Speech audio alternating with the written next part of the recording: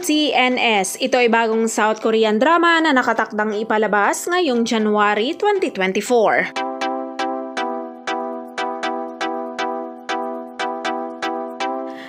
LTNS ay isang comedy drama tungkol sa mag-asawa na sina Woojin at Samuel na 5 years na silang kasal at wala pang anak.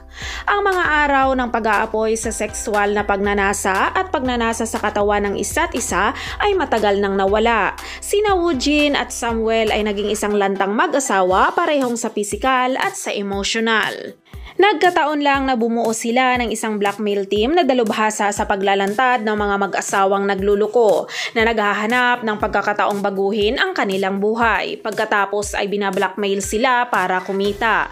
Sa paggawa nito, sina Woojin at Samuel ay napagtuunan ang kanilang relasyon bilang mag-asawa. Si actress Esom ay gumanap bilang Woojin. Si Woojin ay nakatuon sa layunin at agresibo pagdating sa pagkamit ng kanyang layunin.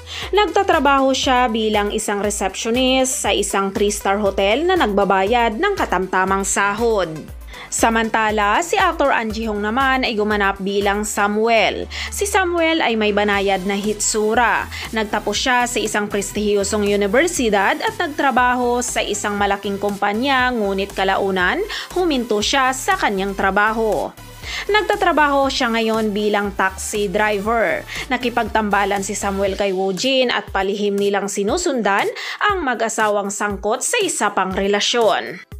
Ang LTNS ay nakatakdang ipalabas sa January 19, 2024 sa network ng TVING.